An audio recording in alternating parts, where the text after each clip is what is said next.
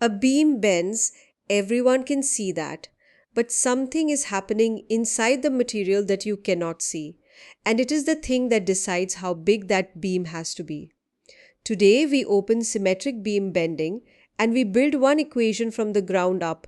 By the end you will know where every letter in it comes from, why the neutral axis sits where it does, and why almost every beam you have ever walked past is shaped like the letter I.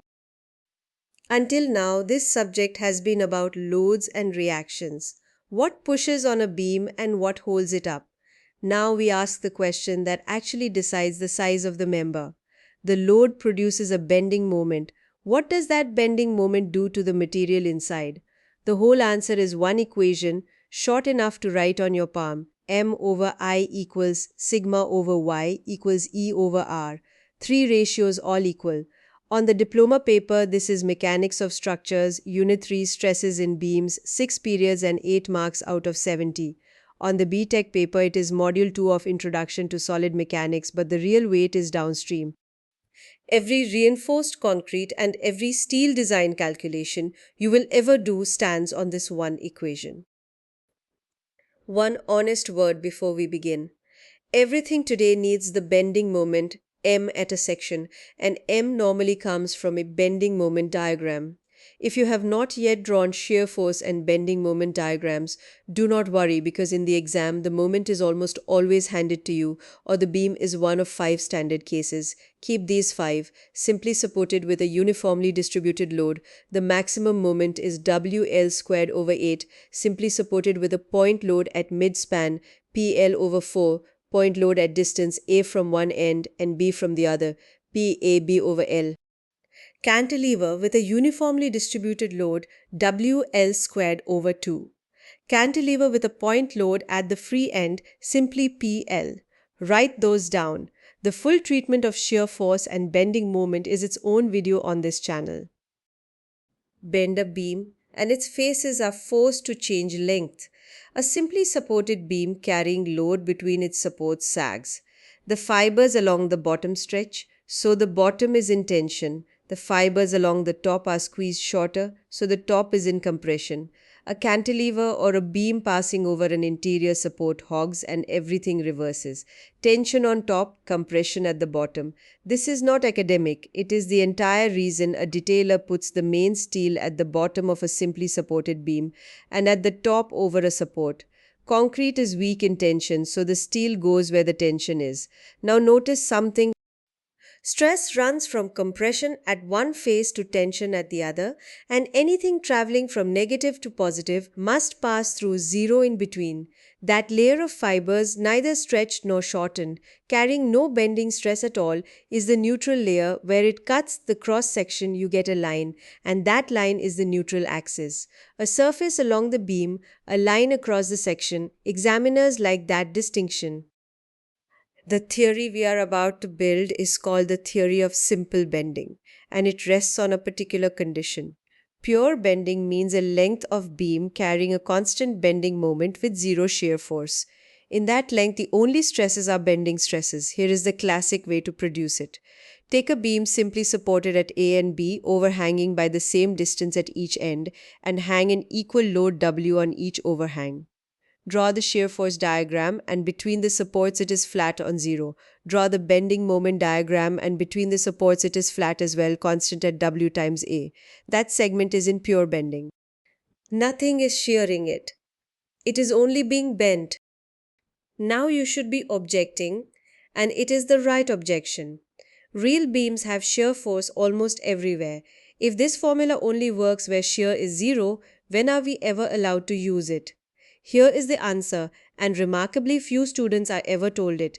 Shear force is zero at the section where the bending moment is a maximum. That follows straight from the relationship between them, because shear force is the rate at which the moment changes, and at a maximum that rate is zero. So at that one section, the conditions for pure bending are satisfied. And that is precisely the section a designer cares about, the one carrying the largest moment and therefore the largest stress. The theory is not a fiction. It is exact at the very section you are designing for. Every derivation stands on assumptions, and this list is a standing short answer question. There are 7, and this is the union of what your 2 standard textbooks give, so you are safe whichever one your examiner used. 1. The material is homogeneous and isotropic. Homogeneous means the same material throughout. Isotropic means its elastic properties are the same in every direction.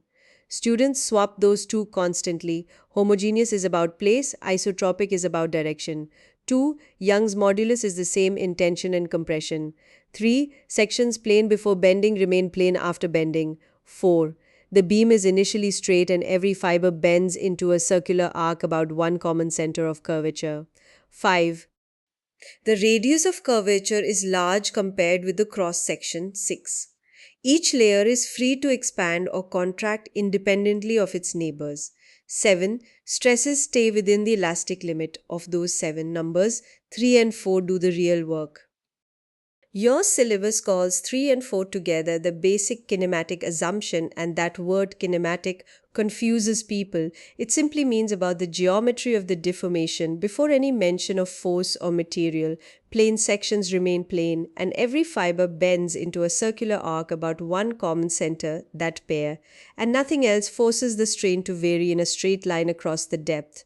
Let us prove it. Take a short length delta x. After bending it subtends an angle theta at the center of curvature O with r measured to the neutral layer. Consider a layer at distance y from that neutral layer. Before bending its length equaled the neutral layer's length r theta. After bending it sits at radius r plus y, so its new length is r plus y all times theta. Strain is change in length over original length substitute, and the theta cancels and the r cancels, and strain equals y over r. Look at what that says. R is the same for every fiber at that section, so strain varies linearly with distance from the neutral axis. And no material property has been used at all, that is pure geometry. Now, and only now, we bring in the material. Within the elastic limit, Hooke's law says stress equals E times strain. We have just shown strain is Y over R. So the bending stress sigma equals E times Y over R. Rearrange sigma over Y equals E over R. E and R are both constants across the section. So stress, like strain, varies linearly with distance from the neutral axis. And that is the bending stress distribution diagram you are asked to draw. 2 triangles meeting at 0 on the neutral axis, compression on one side, tension on the other, largest at the extreme fibers. Third move. And this is where the neutral axis stops being an assumption. Take a small element of area dA at distance y from the neutral axis. The force on it is stress times area, that is E over R times y times dA. Now think about equilibrium. In pure bending, the beam carries a moment only. There is no net push or pull along its length, so the total horizontal force across the section must add to 0. Write that out, and E over R comes outside the integral. E over R cannot be 0, so the integral of y dA must itself be 0. But the integral of y dA is the first moment of area about the neutral axis, and the first moment of an area about an axis is 0 only when that axis passes through the centroid. Therefore, the neutral axis passes through the centroid of the cross section. That is derived, not assumed, and it is why finding the centroid is always your first step. Fourth and last move. That same elemental force has a moment about the neutral axis, force times y, which is E over R times y squared times dA. Add it over the whole section, and E over R comes out again, leaving the integral of y squared dA. And that integral is precisely the definition of I, the second moment of area about the centroidal axis. So M equals E over R times I, which we write as M over I equals E over R. Put that beside what we found in move 2. Sigma over y equals E over R, and the two join up. M over I equals sigma over y equals E over R. That is the bending equation. And now the thing that costs more marks than any concept in this chapter.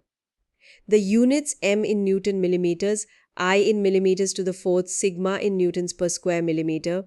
Y in millimeters, E in newtons per square millimeter, R in millimeters, work in newtons and millimeters throughout, and the arithmetic never goes wrong. Mix kilonewton meters into the same line and your answer comes out 1,000 times adrift. Let us make the equation useful. The applied moment is external, but the stresses inside produce forces, and those forces have a moment about the neutral axis. That internal moment is the moment of resistance, and in equilibrium it equals what is applied. Look at the stress diagram again. The compression triangle has a resultant C, the tension triangle a resultant T. There is no net axial force, so C equals T, and the two form a couple moment of resistance equals C times the lever arm. Keep that picture because it returns unchanged in reinforced concrete design, where the concrete supplies C and the steel supplies T. Now, from the bending equation, stress is largest where Y is largest at the extreme fiber. In design, we cap that at the permissible stress rearranged. The moment the section can carry is the permissible stress times I over Y max. And because I and Y max both depend only on the shape, their ratio is a property of the shape alone. We call it Z, the section modulus. Z equals I over Y max in millimeters cubed, and the moment carrying capacity is simply permissible stress times Z. So Z collapses the whole question. How good is this shape at resisting bending into one number? Here are the ones you must know. For a rectangle of width b and depth d, I is b d cubed over 12. Y max is d over 2, so z is b d squared over 6. For a circle of diameter d, I is pi d to the 4th over 64. Y max is d over 2, so z is pi d cubed over 32. For a hollow section, subtract the inner from the outer before dividing. And for a triangle, be careful because its extreme fiber distances are not equal. It is h over 3 down to the base, but 2h over 3 up to the apex. So z is bh squared over 24. Now look hard at the rectangle. Z depends on depth squared. Double the width and you double the capacity. Double the depth and you quadruple it. That is why a floor joist is laid on edge and never flat. Same timber, 4 times the strength purely from turning it through 90 degrees. For a rectangle or a circle, the neutral axis sits at mid-depth, and there is nothing to think about. But your syllabus also asks for T sections and I sections, and there everything changes. Take this T flange 200 by 50 on top, web 50 by 200 below, split it into two rectangles, tabulate area and centroid distance from the bottom fiber, and the centroid comes out at 162.5 millimeters from the bottom. Apply the parallel axis theorem and I is 113.54 times 10 to the 6th. Now the important part, the distance to the top fiber is 87.5. The distance to the bottom fiber is 162.5. They are different. So this section has two section moduli, not one, and the smaller one governs because a smaller z means a larger stress for the same moment. Here that is the bottom fiber, and if your permissible stresses in tension and compression differ, as they very much do in cast iron, work out the capacity for each face separately and report the lower of the two. Which brings us to the most satisfying result in this chapter. Take an I section 180 wide, 400 deep, 10 millimeters thick with an area of 7,400 square millimeters. Now make a square, a rectangle and a circle of exactly the same area, same steel, same weight, same cost. At a permissible stress of 150, the I section carries 137 kilonewton meters. The rectangle carries 22.5, so the I section is 6 times stronger. The square carries just under 16, so 8.5 times stronger. The circle carries 13.5, and the I section is more than 10 times stronger. 10 times from nothing but moving the material, and you already know why I is the integral of y squared dA. So every scrap of area is weighted by the square of its distance from the neutral axis. Material near the neutral axis carries almost no stress, so it is almost wasted. Push it as far out as you can, keep only enough web to hold the flanges apart, and you get the I-beam, the box girder, the hollow tube. If this helped, do subscribe, and the study notes and practice paper for this topic are waiting on our Telegram channel. Next in this topic, shear stress in beams and the shear center. See you there.